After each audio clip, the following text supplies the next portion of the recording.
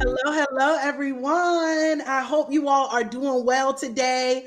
I am super excited. We were able to start January talking about systems, streams, and strategies as leaders. And so I'm super excited about the opportunity to now shift and actually focus on another topic. And my sister and I, hello, Leah. Hello, everyone.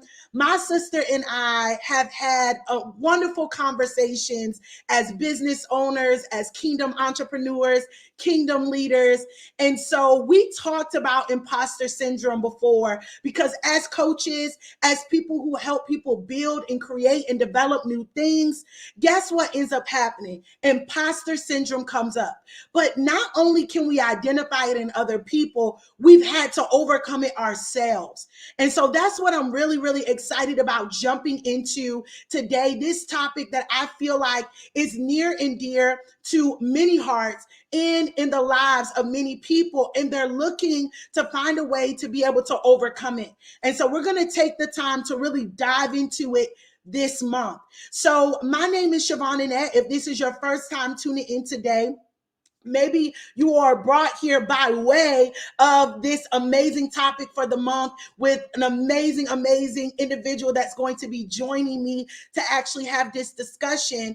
But welcome. This is the Power and Grace Leaders Movement, where we are multi-generational, we are multicultural, we are multi-dimensional individuals who are doing what God has called us to do, to actually step out to lead, to actually step out and be agents of change in the world. Instead of just saying what needs to be changed, we're actually doing something about it. And that's what I'm excited about. And so I have been doing this for some time now. I think about 3 years. This year will make 3 years of actually having the Power and Grace Leaders Movement. It turned into the Power and Grace Leaders podcast and the Power and Grace Leaders talk show. But more recently, it has turned into a nonprofit organization where our goal is to equip, empower, and educate entrepreneurs, Christian leaders, whether ministry or marketplace. We are here to serve you, to help you be able to have the necessary tools for you to be able to launch out and do great things for the glory and the honor of God. And so we're going to be having real conversations. And so this is one of those real conversations that we're actually about to have. And so I'm super excited about diving deeper into this topic. And guess what? We want you all to engage. So we're looking for the comments. We're looking for the questions. We're looking for your thoughts as we go along in this conversation, because some of the things that we bring up may hit home, but maybe a question pops up in your mind. So if you really want it to hit home tonight, don't be afraid to ask the question. One thing that we learned in school, there is no such thing as a dumb question, because your question may actually be the question that somebody else is thinking, but they're afraid to actually ask. And so it's so important that you're that one that's willing to say, I'm not going to be afraid to ask the question. So let's go ahead. We're going to jump into this conversation, and we're going to have the lovely Miss Kiyanni B join us in a few moments, but we're going to go ahead and get ready to shift. So stay with us for this short video, and we'll be right back. I don't care what you did, it's not too late, you can start again. I don't care where you've been, I believe there's a word, my friend, new beginnings, you'll see. Just take a step of faith with me, new beginnings with me.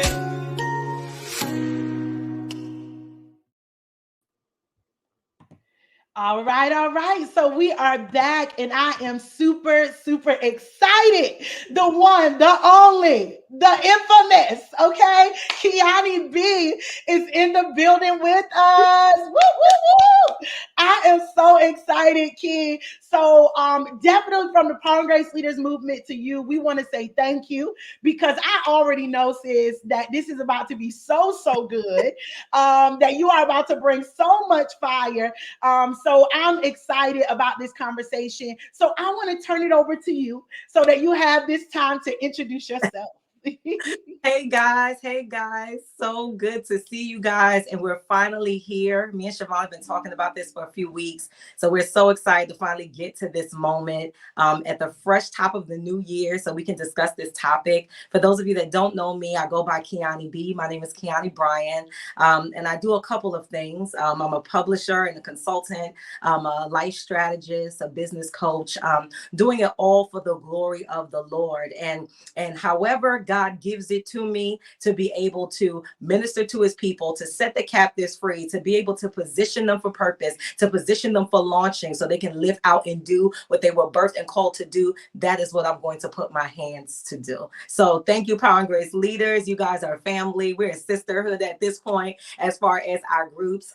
I have a Facebook group called The Demolition, and they're live too now at this point, where they are a bunch of leaders being trained and developed into kingdom leadership, right? Because we want to make sure that our leaders are being equipped and understood by Holy Spirit. We want to make sure that Holy Spirit is our counselor, and that's where we're drawing our wisdom from while we're leading God's people. So we're just so excited to be with you guys tonight. Yeah. All right, y'all. So you all can tell just from the introduction, it's about to really go down. So I'm super, super excited. We're gonna jump right into this topic. So first I want to start with how I even found out what imposter syndrome was. So I want to shout out Dr. Shamika Dean. We were having a conversation in a program that I was in that she led. And it was the first time I heard the term imposter syndrome. And so it made me actually decide to do a little bit of discovery, a little bit of research to find out a little bit about what it was. And what we end up finding out with imposter syndrome, it's this thought of being a phony.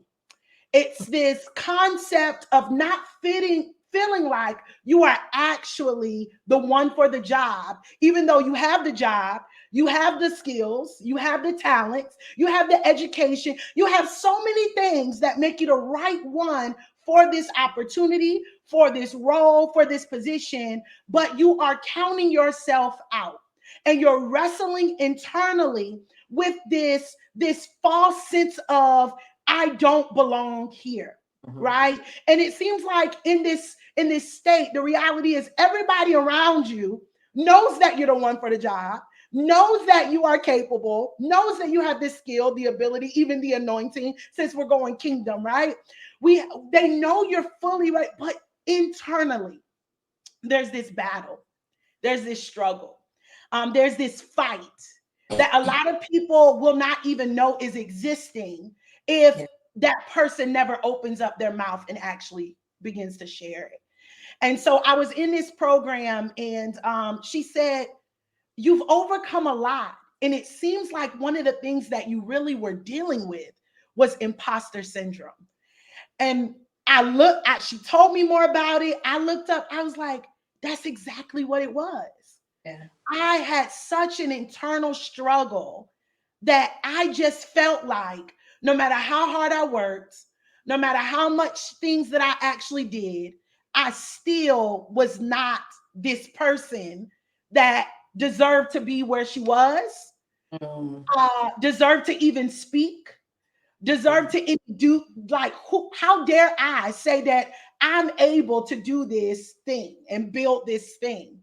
And so it really was this struggle that was going on within me, but through faith God helped me to Mhm. overcome it, and Yeah. then actually continuing despite that internal warfare and that internal battle, it allowed me to keep going. And then it broke, but the language gave me the ability to make sure that that tool that was being used by the enemy to silence me, to stop me, to cause me to cower in a cave, Yeah. did not come back and overtake me once again. And Mm. so the thing that I learned, Key, is that this imposter syndrome shows up for people who are leaders or Yes. called and born to lead. And it shows up in personal life, and it shows up in professional life, and Yeah. it can show up even in academia. Yeah. Wherever there is this pull for you to really maximize and show up in this greatness, Yeah. that's where the challenge and the rub comes in. So, Key, let me go ahead. I'm going to turn it over to you. How did you first encounter imposter syndrome? So it's so good because there's a what you just said was loaded. And I'm gonna try to take it. And so imposter syndrome was something that the Holy Spirit brought to me last spring when I opened my Release the Scribes course. And so the Release the Scribes course God gave to me over maybe what a 48, 72 hour time frame, and gave me 5 days to put it out after he gave it to me. But what he was talking me through was some of the challenges and the hindrances that not only authors or writers endure, but creatives, kingdom creatives, right? And this is kingdom, and this is in the world. This is both perspective worldviews. Everybody is affected by this, and we're going to talk about why. So when he spoke it to me, he gave me the modules of this course. And the first module was defeating imposter syndrome. Mm. So I'm like, because he spoke this to me, I gotta research now. I gotta look this up and see exactly what's going on, because it's something that I heard, but it's something I never did the due diligence to really see the thing that's working behind imposter syndrome and what that really is. So I began to study it. And so imposter syndrome really is the inability to believe that you are deserving of the success that has come to you. Wow. Inability to believe that you are deserving of the success that has come to you.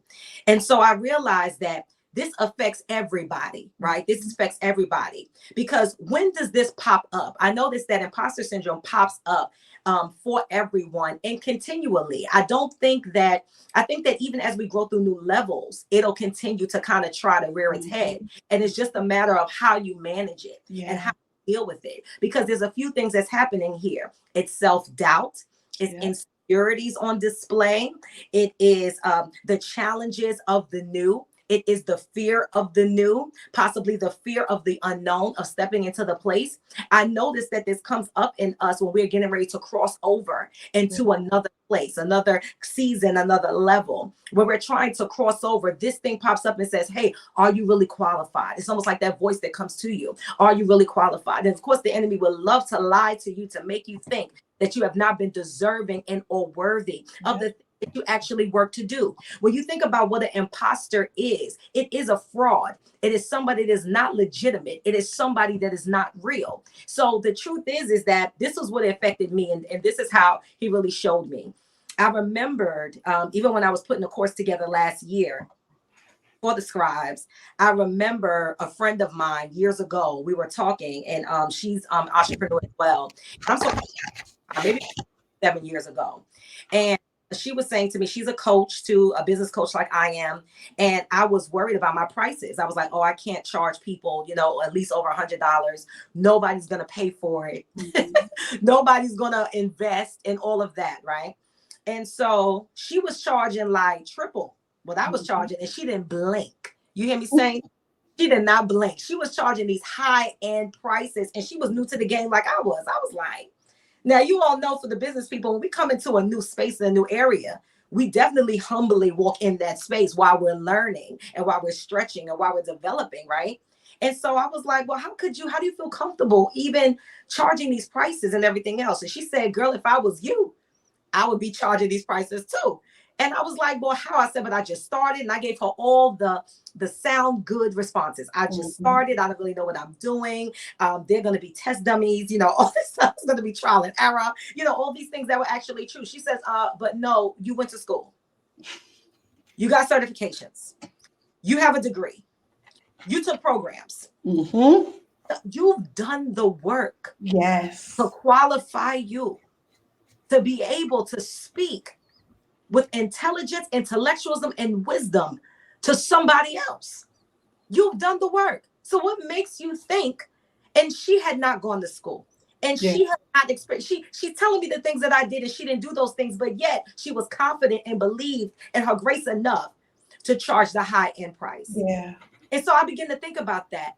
It makes you feel like imposter syndrome makes you feel like you're not legitimate. Yeah. Yeah. It makes you feel like you're not legitimate, but you in fact are. Yeah. It is a lie that you have received as your truth because of things that you believed about yourself and when doubt had come in. Yeah. And as we go through it, I just want to talk about some of the things that we can deal with internally. But like Chavon has said, several times, it's an internal battle and struggle internally. And this is why I think it comes up at different areas of our life. What's the triggering part of imposter syndrome? When you're a pioneer.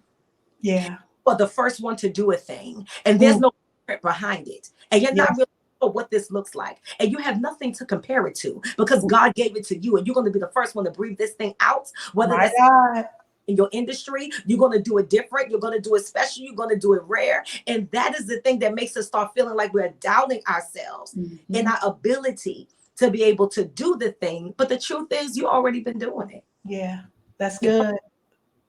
That's so good. And Key, one of the things that you brought out that was so good was it, like, imposter syndrome is the thought of you being a fraud. Yeah. And when I thought about the word fraud, a fraud is someone who intentionally deceives. Right. When you are stepping into your role and you're doing the best that you can, you're bringing your best foot forward, you're showing up in who you are. You're not being a fraud. Right. You're not trying to be somebody else. You're only being yourself. So how is it that you are intentionally trying to deceive someone into being who you are? Because the only thing that you can bring to the table is you. Right. But imposter syndrome makes you feel like, oh, what if you're just rising to the challenge? Yes. What if you're rising to the occasion? What if what you're doing is causing you to stretch beyond your level of comfort? Yes. But you're not being an imposter. Right. You're bringing your best self to the table. Yeah. And Key, you begin to list out the things that the woman said. You got certifications. You went to school for this. I think some people up here that are watching right now maybe needs to take a moment to list out some things that you've done. Some work that you've actually put in that makes you the one that God is saying, it's your time to do this. It's your time to continue to move forward. And not only that, I'm still going to grow you while you're there. Yeah.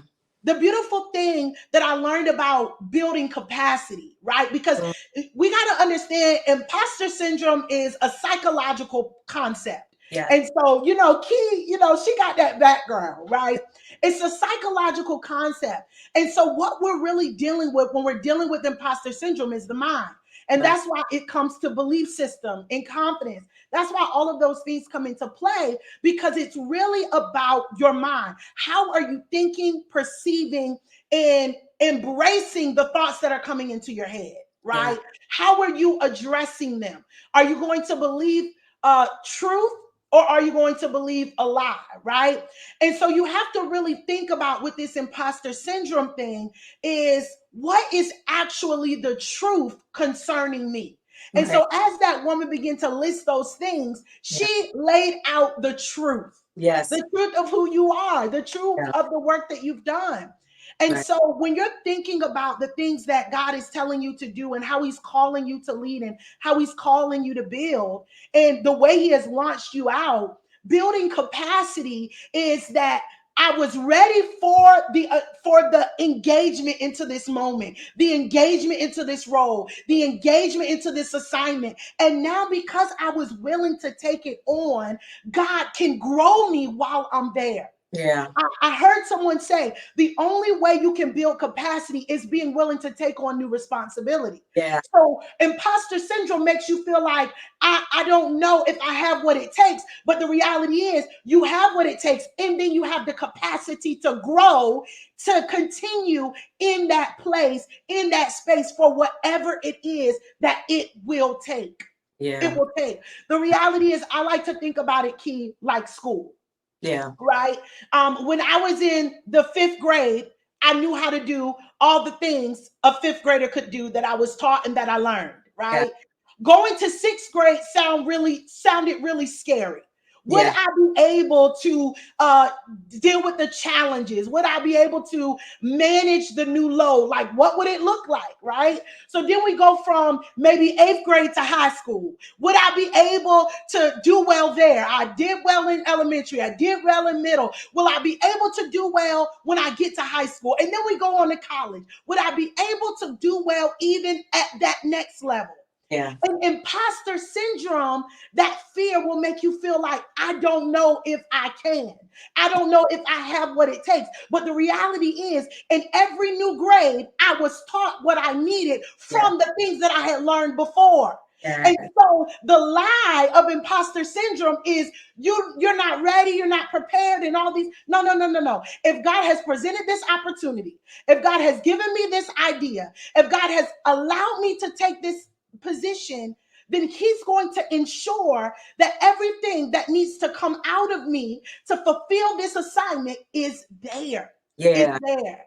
So I'm going to turn it over to you now, Key. Yeah. I think that as we grow in him, right, and as we mature, there are some skill sets that develop over time in our relationship with the Lord. And one of them mainly being is to sift out information that we're presented with. Yeah. And I think that that's something that has to do with our maturation process, because it's not something that we just automatically know. It's something that we build a stamina for.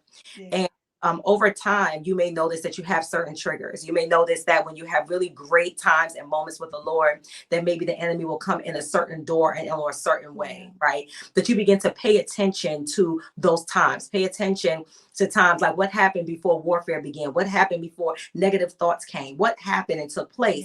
And I think that as we mature, we begin to think about those things so we can sift out and see exactly what's what. Because, you know, it said when the enemy comes in like a flood, the Lord lift up a standard. And oftentimes that flood seems like everything falling apart at one time, or everything overwhelming your mind at one time. So we begin to sift through the information to determine what's what and what exactly is happening.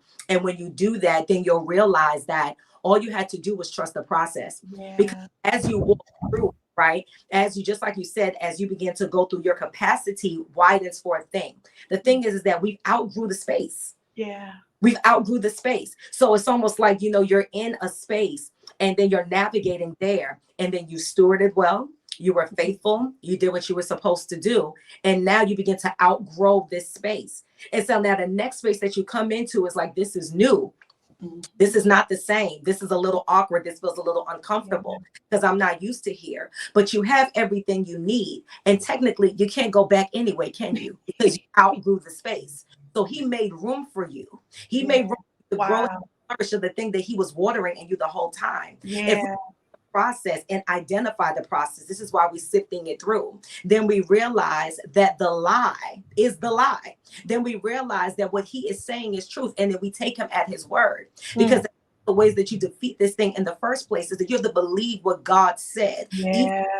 And believe what you see. And you don't believe what you see when you look in the mirror. You must believe what he said. When I became a consultant a few years ago, what you said about the grades was good, because that's what actually how God ministered to me some years ago. When I became a consultant, when you come into this space, for those of you that are coaches and consultants, in the beginning, it's kind of like, well, what's my niche? What's the thing that I do that's different from everyone else?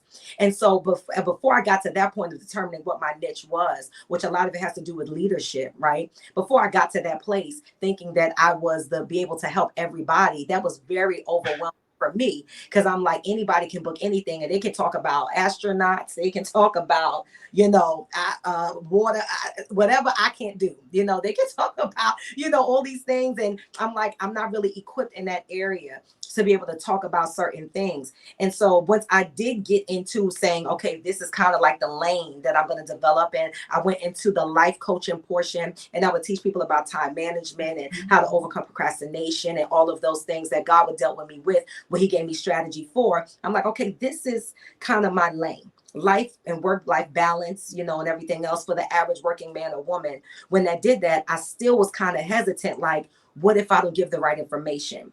And so the Lord said, you know, if you are in the 7th grade currently, right? Because I'm still learning, I'm still developing, then you're going to teach everything from 6th grade back.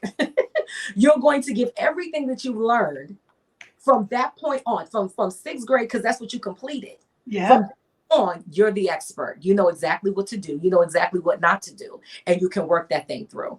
And so it doesn't really matter where you are as long as you start, right? Yeah.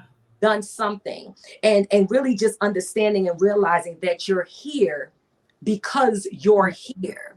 You're here because your behaviors, your movements, your actions, your discipline brought you to this place. This is why you're here.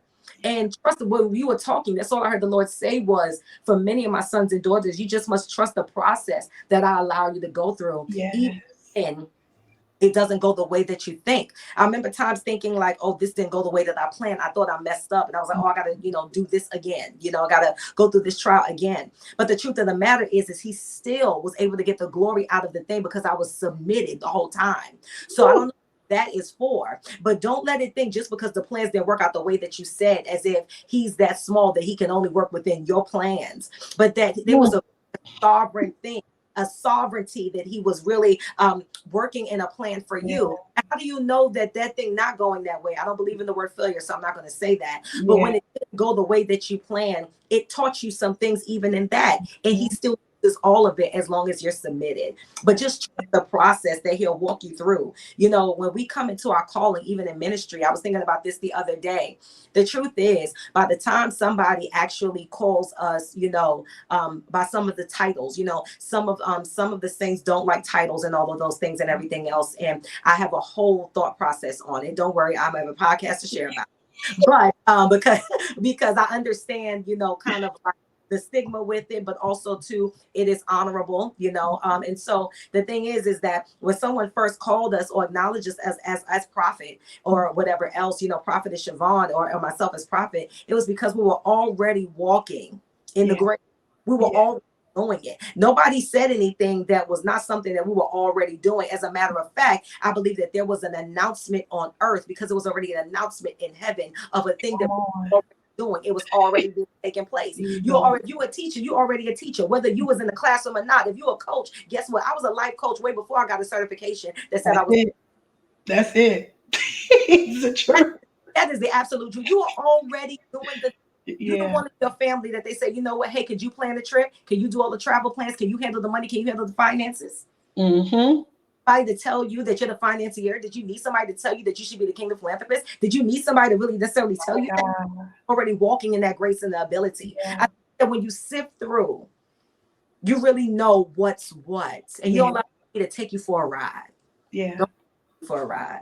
That's so good. That's so good. Sift through. And then you talked about triggers too. I know this is good, good, good. So I just want to acknowledge the people in the comments real quick because we have not taken the time to acknowledge you all. If you all have a question, remember you can ask a question. Prophetess Antoinette says, deal with the mind. Thank you for this tonight. Chanel said, God told me to take another course and just go. And that's real. And we can talk about that a little bit. That's really good. That's really, really good. Someone shared, I just realized over the last few weeks that I'm struggling with this. I'm building some things, but this thing has been debilitating. I'm so glad. Thank you for that honesty and that reality. Debilitating is such a good way to describe how imposter syndrome could really have a hold on you. But I love what Chanel said. She said, God said, don't take not now, another course. It took me a minute to get that out. I have to read it again. But that's so real, right? Because of imposter syndrome, that is what will happen sometimes too. Right. Because you are constantly feeling like you still don't measure up. You are still not qualified to do a thing that I love what Kiyanni said, that people are already calling you, that God has already confirmed to you, right? That sometimes God is literally just saying, before anybody else says it, Sometimes the first person that lets you know is God Yes. himself. People often come to confirm something that you're running from, you're ignoring, or you keep trying to disqualify yourself out of. And that's what will happen sometimes. You will get certification after certification, or you will take course after course. Now, what I believe happens, right? Because I am a proponent of continuing to educate yourself, continuing to work to better yourself. But it gets to the point where am I trying to learn to implement, or am I just trying to learn until I feel better about myself? Right. That's where imposter syndrome comes into play, right? Because right now I'm in school, right? I'm still working, I'm still getting like my education. So I'm a proponent of continuing to learn and grow and do different things, right? And but it came to a point where I was like, I don't need to take another course. I need to focus on implementing what's Right. already been taught to me. Because I don't want to become an information junkie, right? Where I'm just getting, receiving, and it's really not bettering me anymore. It's just another worksheet, another set of information, another set of this or another set of that. So make sure the things that you're doing has purpose behind them. And when God says stop, stop. Yeah. Right? If you know that, okay, I'm just doing this to make sure I feel qualified when God has already qualified you, then that's where you know that things have really gone awry. And Right. so I'm so glad that you brought that out. So I'm gonna pass it over to you, Key, about this concept of taking course after course after course. That's real. That's Yes. continued education I believe in, right? I'm gonna go get my master's, and I am excited about it, right? I'm gonna do my master's in communications and focus in marketing. I'm really excited about that, and I believe continued education is great, and I believe it allows us to explore, allows us to go into new places, and allows us to build upon what we have. But the key that Chavon mentioned was implementation, because are we implementing what it is that we already have? You know, there's something that when I believe that when God will bring us to another level, right? I believe that he will allow us to dispense what was on the previous level. And the reason why we dispense what was on the previous level is so that we can make room in the new wineskin for the more. So are you dispensing, or are you hoarding? You know, the information is the thing that you would really have to be real with yourself about. Because the thing too with imposter syndrome, not only is it self-sabotaging and paralyzing, you know, just like somebody said, debilitating. It can paralyze you. But it is also it comes off like, especially in the body of Christ, with a few traits. And one being relative to this will be perfectionism. And the truth is that when you are a perfectionist and or do overachieving, it is like a bottomless pit.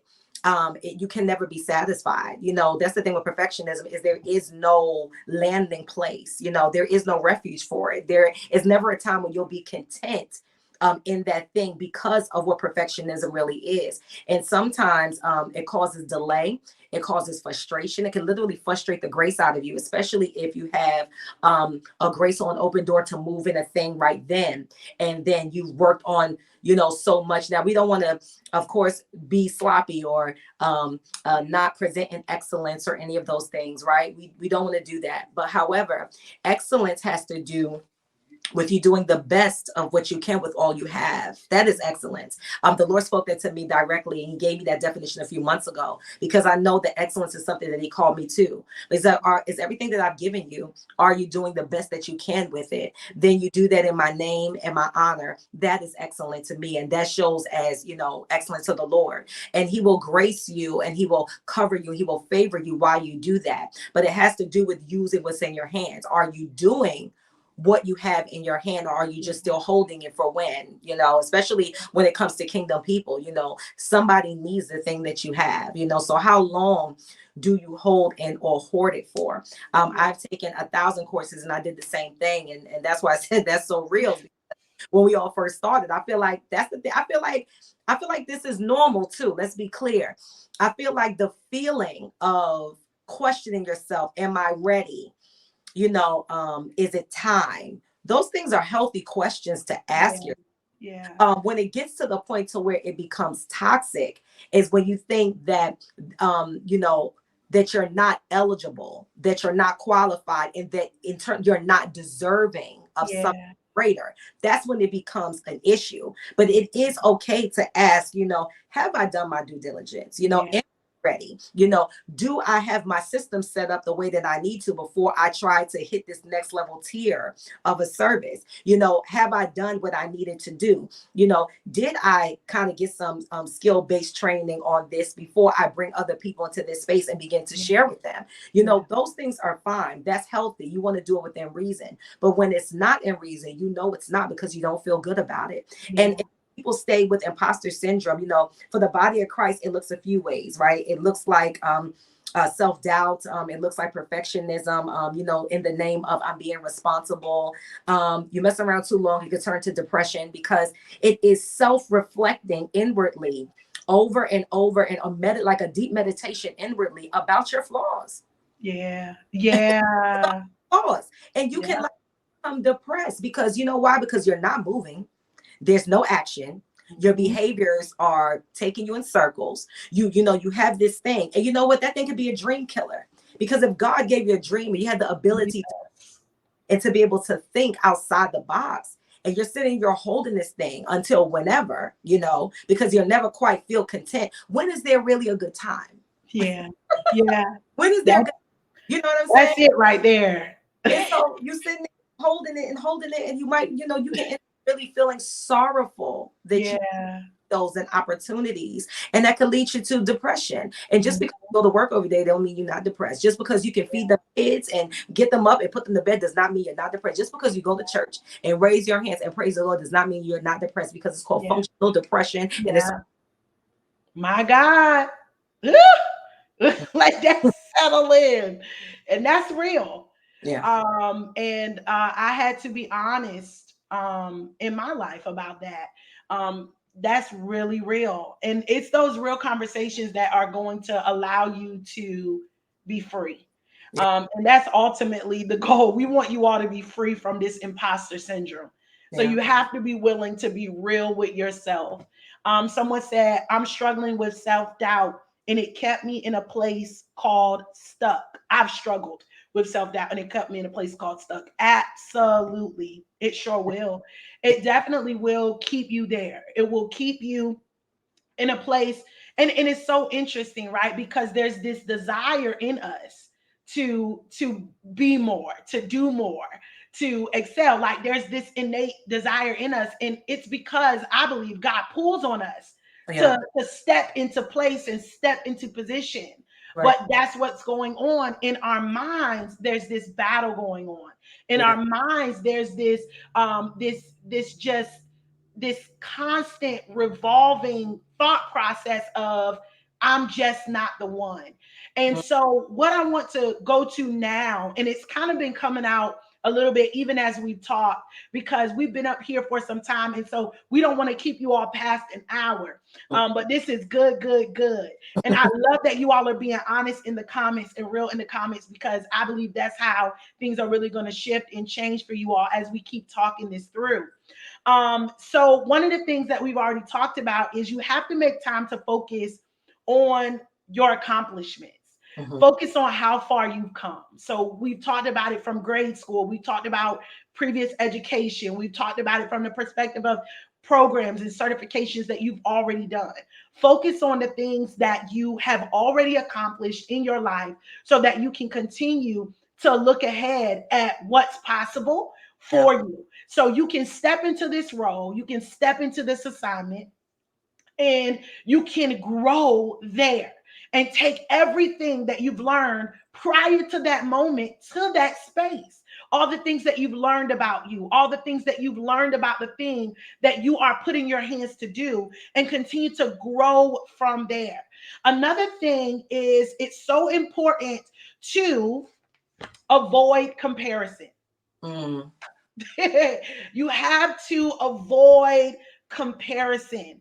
I was at a conference this weekend, and they talked about how comparison is actually you walking in an orphan spirit.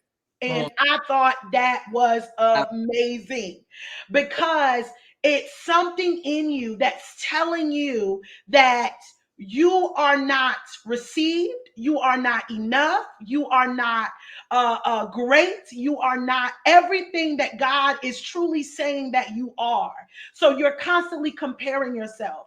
Yeah. But when you are truly in Christ and walking with Him, with who you've been called to be, who you've been ordained to be, what He's saying about you, then you can celebrate others without feeling the need to feel like you don't compare to them, right? You don't measure up to them. You're not as this is them, as that is them.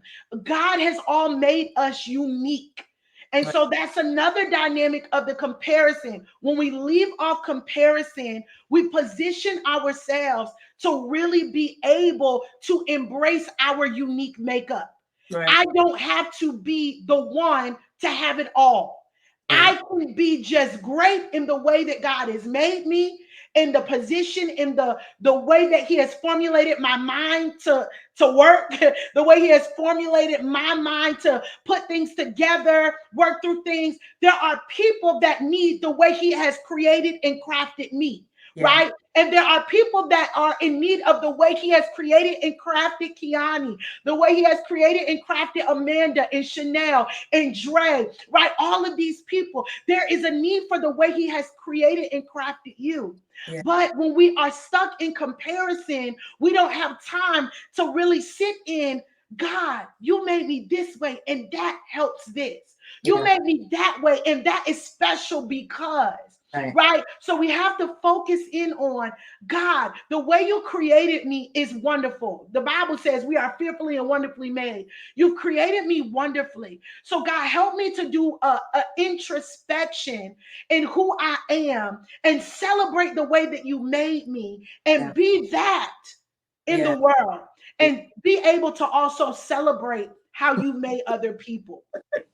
So it's so important that we can do that. Key, I'm gonna turn it over to you. Yeah, that's so good because you dealt with any kind of insecurity, right? A lot of the insecurities that we deal with come from hurt and disappointment from the past. And everyone has dealt with hurt and disappointment from the past, but what matters is the aftermath, right?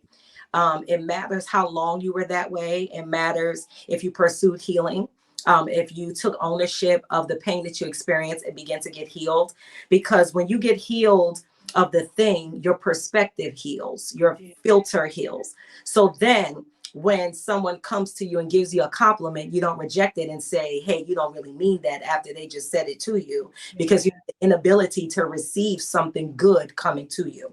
One of the mantras that I have done, and I have lived by this since I was a teenager, when I dealt through some challenging times as a teenager, I realized that I had to make a decision. And so it wasn't until later on through my adulthood, when I wrote my first book, when I wrote the Choose Life book, that really it was a mantra for me of, you must come to a resolve and decide what you're going to do. And so what this meant was, there were many times I didn't feel like it. There were many times I didn't even believe it. There were many times where I felt like I was unworthy, but there was something in me that clicked over that says, I'm tired of being here. I'm tired of trying it the ways that I tried it and it did not work. God, you know what? What did you say about this? What did you say about me? Now I'm going to have to believe you, right? Because me going by how I felt, knowing that my emotions, were so up and down, was not good for me. So I had to make a decision, because that's what we call discipline, right? When we decide to do the thing over and over again that we know is going to better us in the long run, regardless of how we feel about it, and not be so emotionally stirred with it. And then so I started saying, instead of the thoughts that come that be like, what if it don't work? I started saying, well, what if it do? Yeah. What if it do? What is the worst that can happen if I try this? Yeah. If it doesn't work, then I just know not to do that anymore. Yeah. So the oil for WD-40, WD-40 for the, like for the cars, it is WD-40 because there were 40 formulas that they tried, and the 40th one was the one that worked. So that could have been WD-27. That could have been WD-16, but it was WD-40 that they messed up so many times. They had to go back to the drawing board over and over. over and over and over again and turn around until they got it right. But they learned 39 ways of how not to do a thing. And the 40th then gave them the expertise to give them lifelong legacy of them. We all know what WD-40 is. Yeah. Never know where the journey is going to take you. When you compare yourself, you literally discredit everything special and unique about you. Wow. And the truth is, if some of us will be honest with ourselves, there's some things we like about us, right? Yeah. And the thing is that when God began to deal with me with that part of me, and I began to receive healing, because the root of that is rejection. We'll touch that another time. But the root of that is rejection. That's the truth of the matter, of where you can reject your own self. So now you deal with rejection from people. You reject your own self. You can somebody else. So the thing is, I let my own self off the hook. And I was like, you know what? There ain't another key. I'm good with that. There's not another key. I don't have to try to be like you because it's too much work. It's not natural, but it's natural for me to be this. It's natural to be me. So I let myself off the hook of trying to force myself into a thing instead of just being. Yeah. Just be. Just be. And then when that, and then you just grow comfortable. You know, well, God, thank you. You know what I'm saying? That I dealt with a lot of dark-skinned girl issues growing up. You know, I'm short, you know what I'm saying? You know, a whole bunch of different things of why I can pick, well, I couldn't be tall and slim and lighter and, and everything else, but no, but this is who I am. Yeah. My face is round. I'm dark skinned. I'm short. This is key. And I'm good with that. Yeah. And I'm good with that. You know what I'm saying? I'm not going to discredit everything about me and everything I've been through. Yeah. To try to be else. Are you kidding me? And forsake all them tears and all the challenges and all them trials and the anointing and the oil that came from the me being myself. And I'm going to turn around and want somebody else. The devil is a lie. The devil, a whole lie. I let myself off the hook. And I let myself off the hook. I guys to, I say, when fear comes to try to punk you, step back to it. What are you actually afraid of? There's a thing I used to do with my life coaching clients, and I used to peel back the layers of fear. Because some just be like they fearful, but they couldn't say of what. What are you scared of? What is the actual thing? What is the worst that can happen?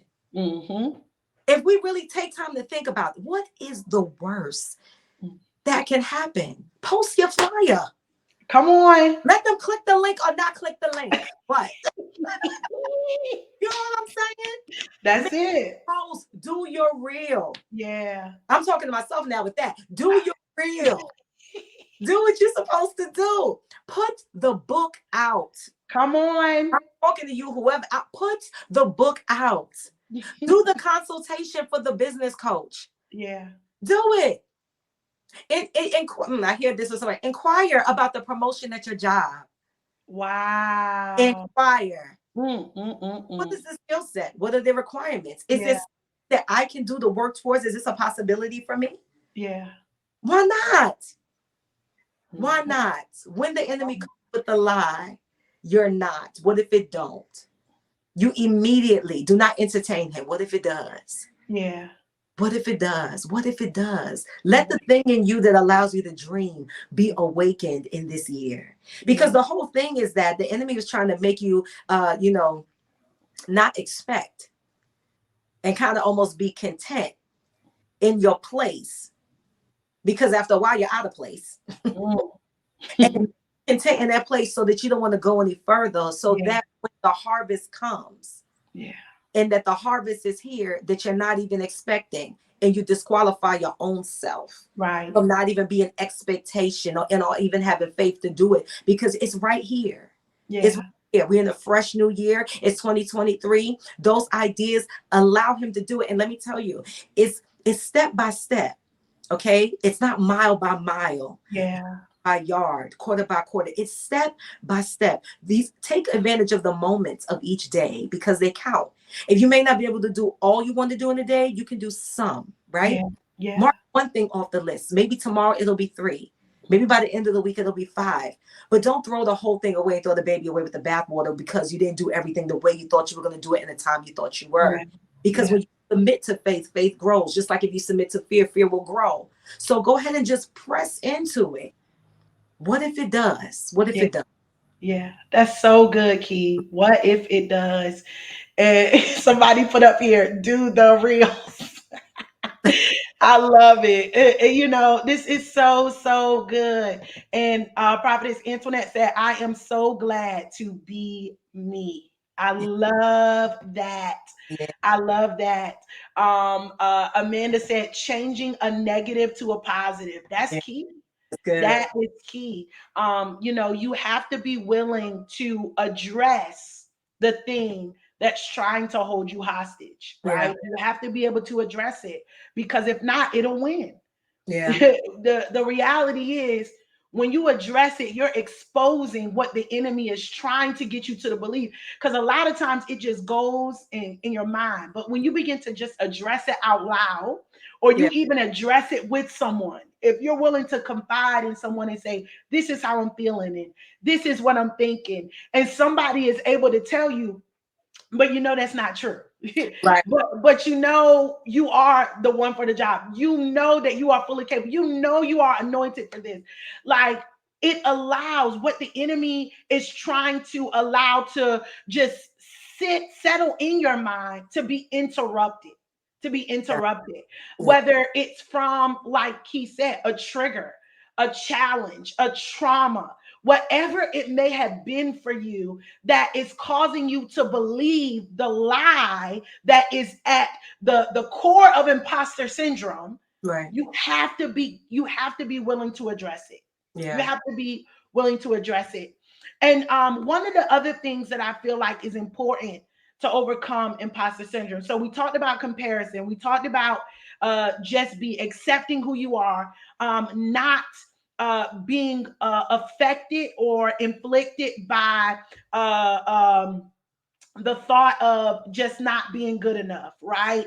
Not being that orphan, right? Not being the orphan, knowing that God has created uniquely. Say that 3 times fast, okay? But another thing that I want to address and bring out is don't confuse genuine humility with feeling like an imposter. mm, I like that, right? good, Because um one of the things that is important to understand is with humility is a sign of character. It's a sign of integrity, right, right? So you don't want to be thinking that you are being humble, but you're actually being an imposter.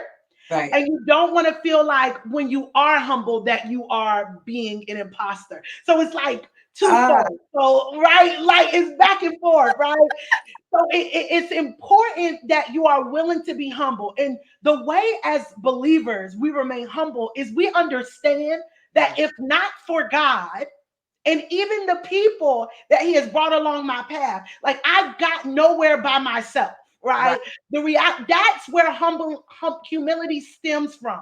The understanding that I could not be who I am today if it were not for God yeah, and were not for everything he brought me through. So even the challenges that helped me to become who I am, what he brought me through, and also the people that he brought in my life yeah, when I needed them the most, right? Whether they taught me something, whether they helped me fight through something, whether they helped me overcome something, whatever the case may be, right? We can even go back to Martin Luther King Jr., okay? We can go back to all of these people that we haven't even met but have inspired us. We can go back to maybe something that Oprah did. You can go back to something that TD Jakes said.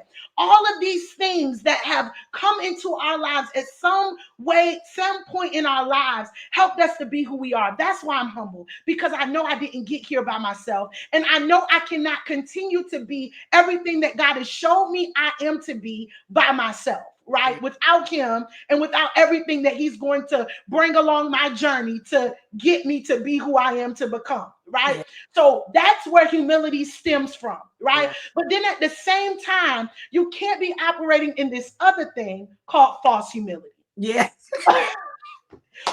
That's the imposter syndrome coming out Woo! when you have this false humility, My right? God, Where you're not willing to acknowledge or celebrate who you are. So it comes back to what we were talking about earlier, right? The ability to be okay with how you're made, what you have, the things you have done, and the things you have accomplished, yeah, right? False humility is a real problem. And I think it's a real problem in the kingdom of God because we feel like if we're confident, right? If we're bold, oh, I don't want to be too bold, or I don't want to be too confident. But if I know my source and if I know my story, then I don't have to be a shell of a person Yeah. or shrink all the time, because I'm doing a disservice to those who need me. Yeah. Right. And so we got to be able to realize where humility really stems from and where false humility tries to show up. And so we're not able to really be who we are. So, Key, I'm going to toss it to you. Oh my goodness. That was so good. Before you even got there, what ran across my mind, and I was like, oh no, I ain't gonna say that. What what ran across my mind was fake humble. Yeah. That's I Fake heard, humble. So you said I'll crack it up. But the Lord loves us. That's all I'll say. The Lord loves us. Because he wants to deal with this thing. I heard that thing loud and clear. Fake humble. Yeah. You said something key about humility, integrity. Yeah. You know, and like I was saying earlier, being able to receive compliments, right? It's okay to receive a compliment. Yeah. It's okay. Yeah. Because a lot of things are in place here is your motive, right? But like Chavon mentioned, it's really important to have the understanding that it's in him I live and move and have my being, that it's through the Lord that I'm able to do and to have, that he anointed me to do a thing. And that's okay. The Lord graced you. He moves and flows through you. Someone comes and say, hey, Sue, that was great. That was really good. Thank you really works. Thank you. Real simple. Two words. We learned it when we were kids. Listen, yeah, with Tiffany, when you were little, you did a great job, Tiffany. You did a great job putting this presentation together. Thank you. Thank you. It still works. And what I notice is that sometimes we have a hard time really just even receiving the compliment. And then we say the high and mighty answer sometime, which I ain't even gonna go there. But we say the high and mighty. That's why I said thank you. I'm guilty. I think I was too, trying not to be the thing we talking about.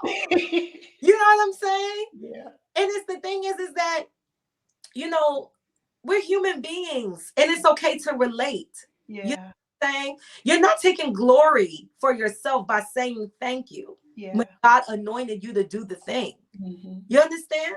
And he understands that. You know, he has fashioned us for greatness. Yeah. So that's not what that is. I think the fake humble too I was thinking about was when you know that you feel that you actually did it well. Yeah. And somebody can compliment you, be like, no. no, that won't me. That no. Thank you. If you don't remember nothing else from tonight, I want you to hear that. Somebody compliment you and you did a great job. You did really well. You know what? That blessed me. Yeah. Sometimes I say bless God because I'm just grateful that it went the way that it was supposed to go and that you were blessed by it. But thank you so much. Yeah. You know, thank you. That's okay. Yeah. Integral wise, a lot of motive comes out in our speech and our behaviors. And so that is the thing that comes off. Really is the thing of how you feel about the thing in the background. Humility is a key quality component because it's understanding how everything is moving and working together, you know, through the Lord for you and for your good. So that really is good. But, you know, be a person, you know. Be a person. Be a person. You know, and something I wanted to say really quickly too was sometimes in the body of Christ, what happens, I really feel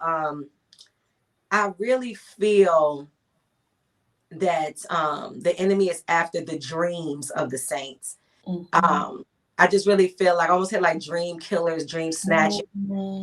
So the ability to dream, I just feel like it's being pulled from some people because. And how do you know that your dreams have been attacked?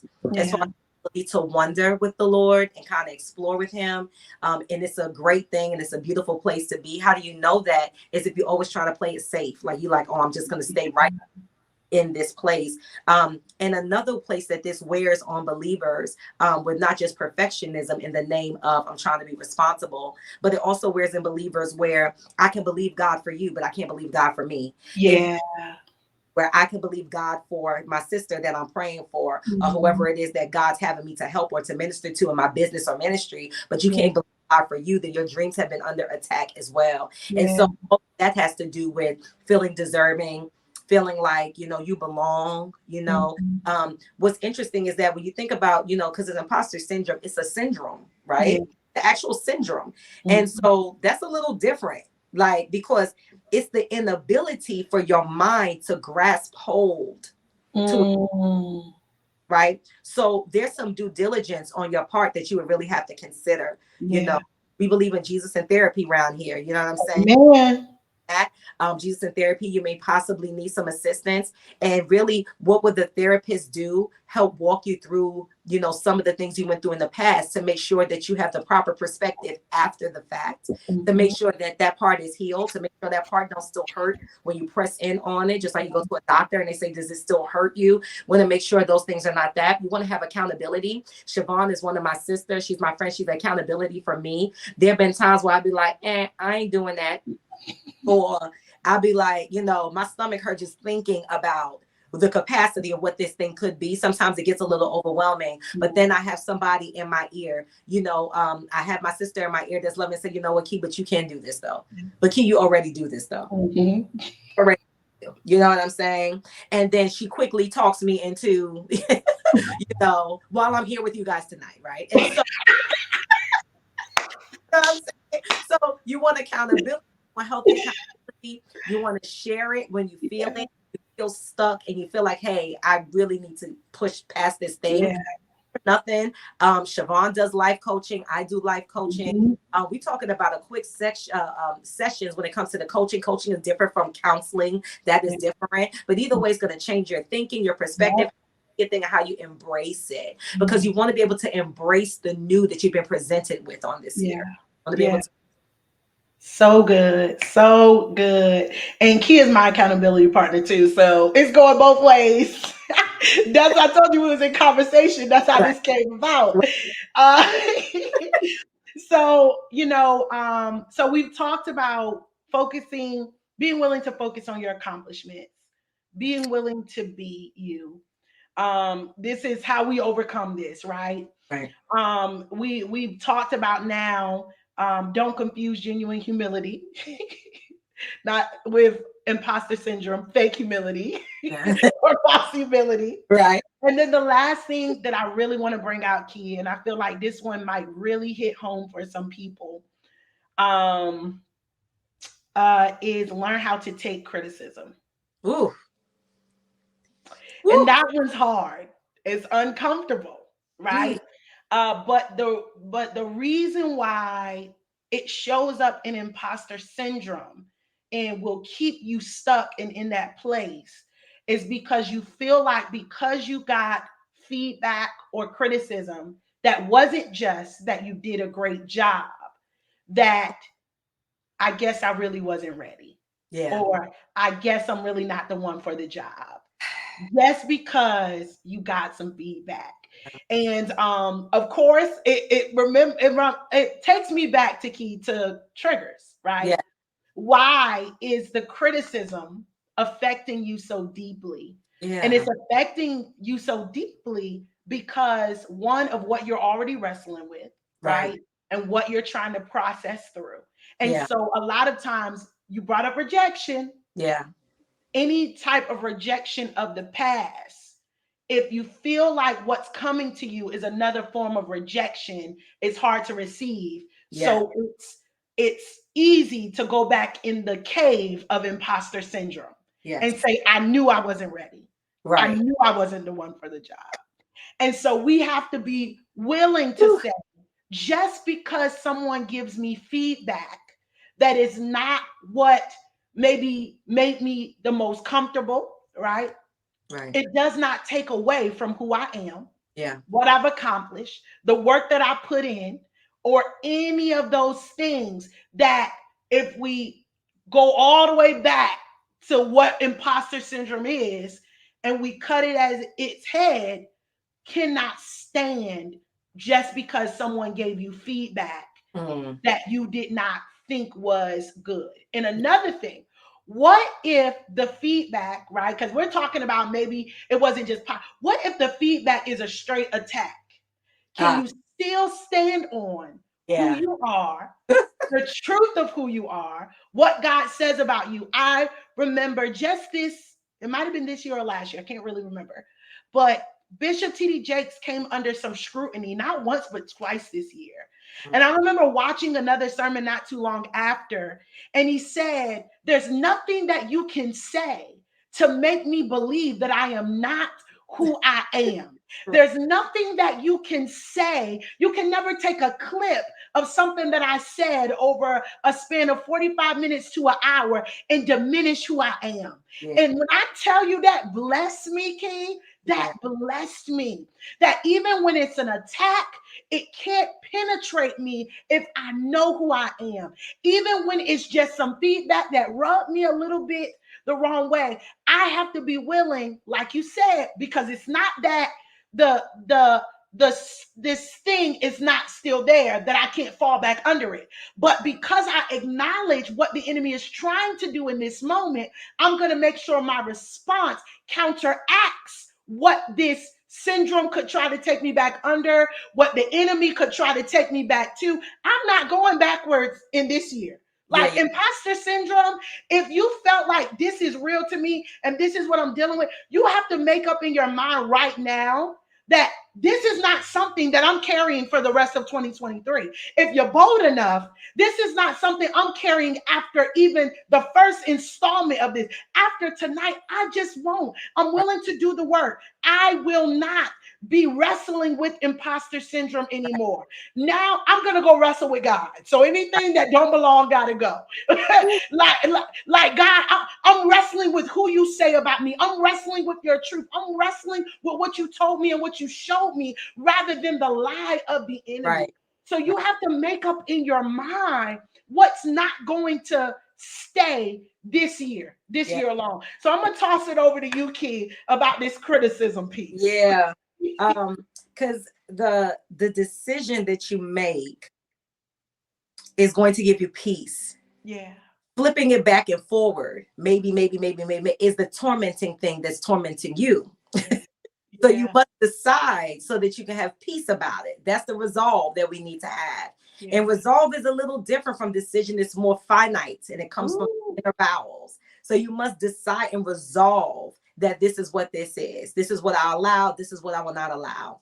Now I'm gonna hit constructive criticism first, because that was really good. You know, really, when we talked about, Chavon mentioned orphan earlier, oftentimes correction cannot be taken by someone that feels like they're an orphan or someone that lives a life of an orphan. And that's because of the nature of that person, right? They may not have a lot of family accountability, close friends, or people that they feel like they can trust. And they kind of live in a way where they almost kind of live in a wilderness, right? Where everything is very unstable for them in their emotions when you're dealing with kind of like the orphan spirit, because you're dealing with fear and rejection and all of those things from things that happened to you before. So what is the root of a lot of these things is that, one, we would have to get healed, right? That's what I said, we have to pursue healing. Because pursuing healing, or if you've done your due diligence in the past to pursue healing, whether you start now, which is always a good time to start, or if you've done it in the past, that determines how you can process imposter syndrome to begin with. I think that imposter syndrome kind of pops its head through, like I was saying earlier, at different times in your life when you're getting ready to cross over into another place. However, it's not something that has to, prohibit you or halt you and paralyze you. If it does that, that means that there are deeper things that are at work in you that came before that. And maybe the Lord wants to deal with those things in you. Have a successful crossover, and that you can be in the new place in freedom and enjoy the new place. When we go to another level, God invites us into a space with him for more faith and more belief and, more access, more jurisdiction in the spirit realm. And so he wants to make sure he deals with those things in us. So like I'm going to say about correction and criticism is, don't take it as a sentencing that you've done something wrong. Don't take it as a sentencing as if you're not ready or equipped. It just that there's an area where you can be strengthened, developed, and built up. You know, when I was young, and I was in group homes and stuff like that as a teenager because I had kind of a challenging childhood. And I remember going to therapy and counseling, which is why I got my degree in counseling, because it saved my life. Literally, somebody taking the time to rewire my thinking. And I just was like, when I got corrected, it was like, okay, my perspective of it was like, oh, I'm going to be better. Oh, I'm going to be better. I'm going to be better. Now, of course, I dealt with rejection too. And of course, it was like, you know, it hurt just because of the nature of it, right? Like, you know, you're really zealous about something. If you try to put your all into it, somebody come and say something, it may sting. But there's some things that I learned to think about. One, is what they saying true? Yeah. Is it true? Mm-hmm. Were you supposed to not? And did? Is it true? Okay, that's first of all, because if it is true and I didn't know that and I didn't catch it or whatever, then now you just helped me. Yeah. You helped me. That's good. So is it true? Can I be better from this? So two ways of that constructive criticism and or correction. It matters how people say it, but to be honest with you, sometimes it's going to sting regardless. Yeah. Let's not kid ourselves. Mm-hmm. It's going to sting. So now you have to make some decisions. And that's one of the things I ask myself, is that true? Yeah. Because if it's true, now, thank you. I'll keep that. I'm not going to internalize it any more than what was given to me. Yeah. That's important. Sometimes we grab things, we internalize, we let our minds run and create a whole narrative. That's not even what's said. All he said was turn the light on when you're talking. Yeah. That's all he said. Was that...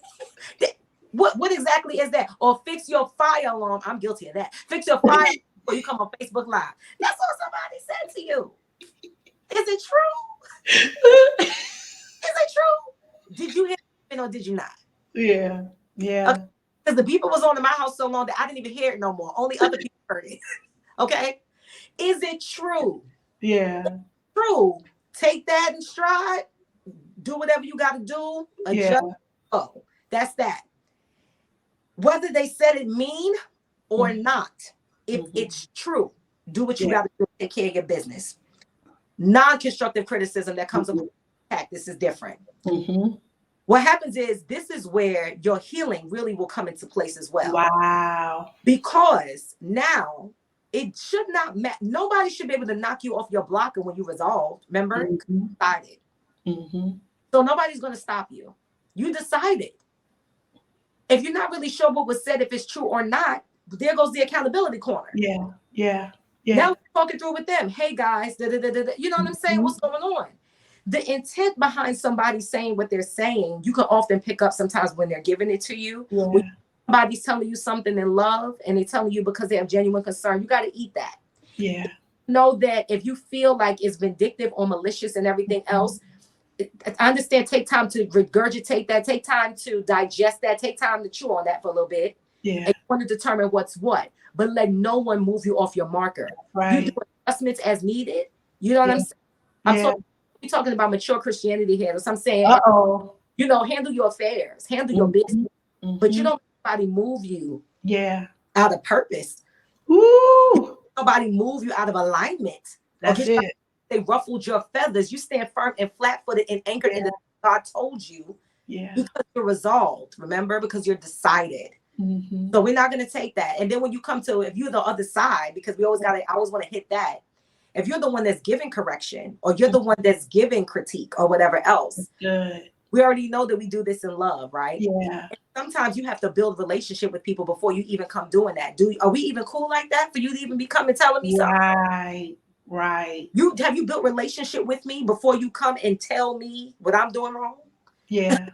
Yeah. That's good. So either way, you take it in stride. You take the information, you know, you don't act crazy or whatever else, you know, thank you for that.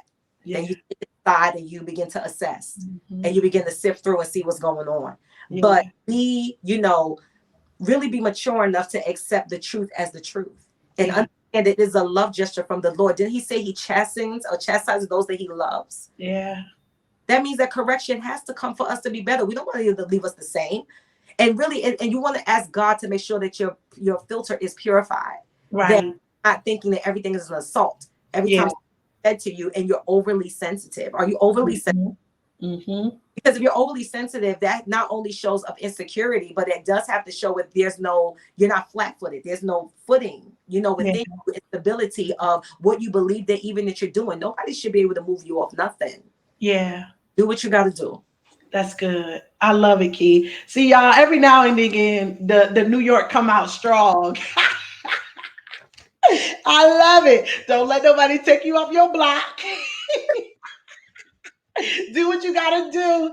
Handle your business. I love it. I love it. It's so good, y'all. This has been so good, and we are over an hour, but it's been so good. That's why.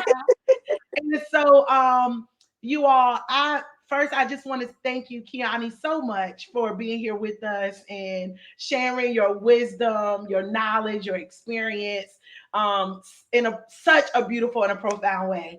And that's what I love about you. You can gain so much from Kiyanni. So I'm thankful that you came and you dropped all of you here with us for this assignment tonight.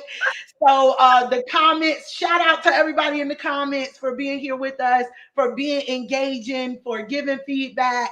I know that you all just received tonight. And so I'm super, super happy for that. So Kiyanni, before you get off tonight, I would love for you to share with people any upcoming things that you have going on, how they can get connected to all the great things that you do. Wow. Thank you so much, Power and Grace Leaders Group. Thank you so much for having me. This is always a blast. It's always fun. So I look forward to it all the time. And I'm honored always to spend time with you in this space. For us to just do what we always do. And this time we just invited people into our conversation. Yes, exactly. So upcoming. So there is a Release the Scribes course that is going to be opening this coming April, and enrollment will open this month. Release the Scribes is for kingdom content creators and for writers, authors, bloggers. And it's going to deal with healing in the inner man so that you can fulfill your kingdom assignment. So Release the Scribes is coming out this spring. Write It Out Publishing is having a gala. Stay tuned for the save the date of that. And something that I've done recently that I had not done in over 2 years. So back by popular demand, I am doing one-on-one consultations for kingdom branding, business startup, life strategy, next level coaching, etc. I have not done one-on-one in a while. I was doing group and I was helping people in a different capacity with their business. But now I get to pour into people directly one-on-one once again because God has called me to it this season and said it's very necessary. Yeah, absolutely. Absolutely. And it's at Kiyanni B on everything, on all social media. Yes, Kiyanni B. Yes, yes, yes. And you all, Kiyanni did not share, but she is full-time entrepreneurship and ministry. She is a speaker. So if you have an event, because we got leaders in here, Key, they might have events coming up. She is a speaker. Like she said, Release the Scribes is absolutely amazing. I was super excited to be a part of that. She allowed me to be the commencement speaker. Yes. I felt so special. Yes. But, so, that program is absolutely amazing. The same way she poured out tonight, that is how she pours out to these individuals that are in this program. So if you believe that you are called to be a writer, if you've already written a book and you're thinking about writing another one and you feel stuck in that book, get into that course, because maybe the next book that you're writing is causing you to dig a little deeper. And so there's some triggers that are coming up that makes you hesitant or stops you from actually getting that book out. But in this course, she is helping to unlock people to begin to write their stories, write their books, and bring things together. So don't miss out on that. So Key, thank you so much for being here with us tonight. I love you so much. I love you so much. So you all, we got another program in 2 weeks. If Kiyanni will let me know if she's available, because you all, we have busy schedules as entrepreneurs, as business people. And so she'll let me know if she's able to come with us in the next one. Look, we thank God for her. Get connected, get in the demolition group. Okay. You need to be in there. Look, Kiyanni is the wrecking ball. Okay. And so she's created more wrecking balls. So look, world, look out. So shout out to Demolition, because I know know Demolition is up in here too, supporting the lead, Kiyanni B. So make sure you get connected as well. And we can drop the at in the demolition group. We can drop the at in the comments on Facebook so that you all can get in the demolition group. If you all wanted to get and release the scribes or one-on-one coaching with Key, definitely reach out to her. Kiyanni B online on social media. You can find her. So make sure you definitely get connected because you already saw just a snippet of what you can expect with Kiyanni. So I love you, sis. I love you too so much. See you later. Bye. So, you all, thank you so much for being here with us. I'm super excited.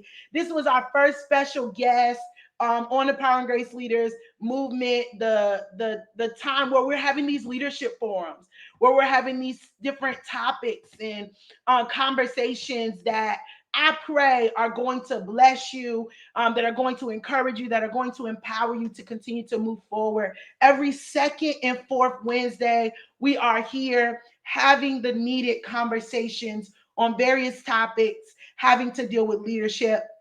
So definitely be with us on the fourth Wednesday of the month coming up. We'll be diving even more into imposter syndrome. You're like, we did so much, but wait, there's more. So there's more that we're definitely going to be able to talk about and share about. So you definitely don't want to miss it. But I love you all so much. Just by way of announcements, like as the church folks say, right?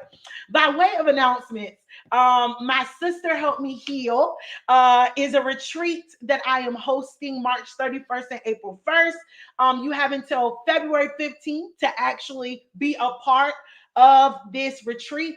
I'm super excited about it. You definitely don't want to miss it. And then finally, there's a My Sister Help Me Heal and My Brother Help Me Heal anthology. So that's where My Sister Help Me Heal even came from. It was an anthology that got birthed in me in 2021 and it released in 2022. And so many people have been blessed and changed by different individuals sharing their stories and sharing their journeys of some of the hardest seasons of their lives, but how God and the people that He brought around them helped them heal, And so I'm super excited. If you want to know more information in the Power and Grace Leaders movement, you can find all the information about the retreat, as well as how you can get signed up to be a part of the anthology if you are ready to share your story. So God bless you all. I love you all so much. Go in peace. Let me just pray for us real quick before we get off. So, Father, we just thank you. We bless you and we honor you. God, we thank you for this time together to talk on a topic, glory to God, that the enemy would love to use to derail us, to discourage us, to cause us to be out of position and out of alignment for purpose. But God, I pray right now that from the words that were released today, that people are encouraged to shift, focus on you and what you're saying about them, focus on what you've done in them and what you called them to. God, I thank you right now that every lie of the enemy is literally dissolved and annihilated under your power, under your glory, under your word and your truth concerning us. So God, I thank you that as they begin to walk out this journey, the more, as they continue to make steps and progress forward for their freedom in this area, God, I thank you that it's already done and it is already complete. In Jesus' precious name, amen and amen. God bless you all. Love you so much. Talk to you soon. Bye, everyone.